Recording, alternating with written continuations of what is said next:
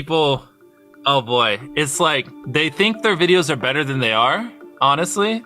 And tell them, Jimmy, tell them. I mean, they do that, and they have horrible friend groups because you really are like the type of YouTubers you hang around. It's getting people with the right YouTuber friend group that aren't pussies and will actually tell them when their content's bad and like actually roast it and help them get better in a nice, positive way. Basically, what I did was I've somehow found these other like 4 lunatics. 3 of us were college dropouts, 1 was a high school dropout, and 1, I don't know, he just like quit his job. We all were super small YouTubers, and we basically talked every day for 1,000 days in a row and did nothing but just like hyper study like what makes a good video, what makes a good thumbnail, what's good pacing, like how to go viral. We would just get on Skype every morning, and like some days like I'd get on Skype at 7 a.m. and I'd be in the call until like 10 p.m. and then I'd go to bed and I'd wake up and I'd do it again. We'd do things like take 1,000 thumbnails and see if like there's a correlation to the brightness of the thumbnail to how many views it got. Imagine a world where it's just you working solo and you work 12 hours a day every day for like a year. And you're just grinding, you make a mistake, you learn from it, you grind, you make a mistake, you learn from it, and you do that for like a year.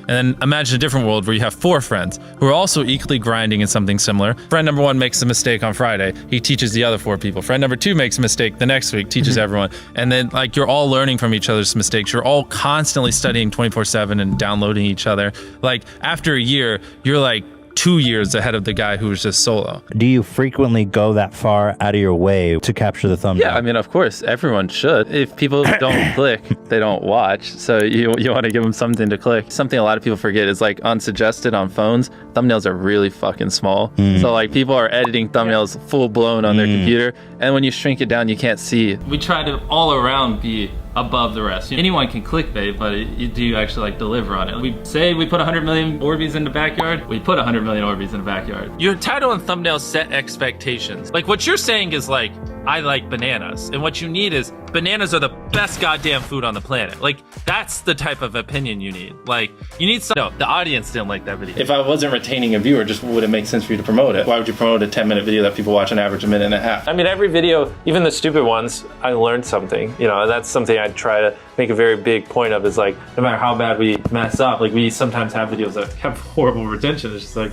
as long as you learn from it, it's not the end of the world. Every YouTuber says it. It's like no one will ever be able to replicate my style. I gotta edit it. But newsflash, someone can. It's actually not as difficult as you think. It was good that I got a really strong foundation on how YouTube works and how the style of videos I wanted and everything before I scaled up the team, if that makes any sense. I just want to make sure that's clear because I've seen people try to build the team without foundation and knowing how to do well. I know that if we film this video, it will do well just because I've spent a decade of my life hyper obsessing over YouTube and I have a good pulse on it. But if you didn't have that, then you wouldn't know. Like you wouldn't be able to spend $4 million on a Squid Game because you might lose $2 million and then you can't pay your people. But of course, yeah, if I didn't have these people, I couldn't do half the stuff I do. For the last like 8 or 9 years, like every dollar I've made, I just spent it the next month on Our videos in other languages as well. If you Google it, it's like only whatever, less than 10% of the world speaks English, so 90% of the world can't even enjoy your content. And when I realized that, I was like, wait a minute, 90% of the world can't even watch this stuff. Like we just started doing this like 6 months ago, and it's crazy like how viral some of these videos are going. Wow, 51 million. In Spanish, the guy who does my dubs is the same guy who dubbed Spider-Man.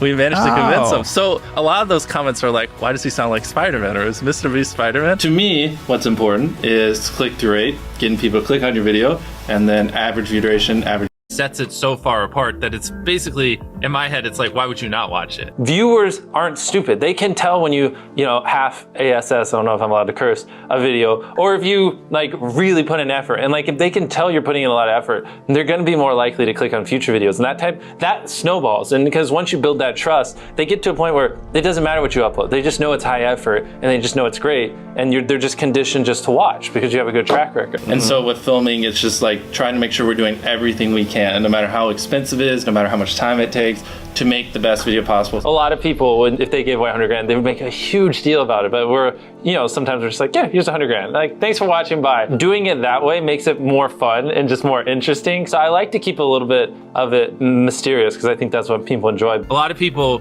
aren't willing to put in 10 hours days because they don't like what they're doing. So it's finding what they enjoy, because it is like a long grind. Like you're doing the for years, not months. So if you don't enjoy it, then you're gonna burn out. I just had the blessing of finding what I loved at a young age. So like, because to get to this level, it takes, a decade. Most people don't find what they love till their young 20s. So they'd be where I'm at in their 30s. I just lucked out and found it when I was really young. Living your life chasing like a nicer and nicer car and a bigger and bigger box to live in is kind of like a dumb way to go about life. I actually, funny enough, I lived in like a super below average home.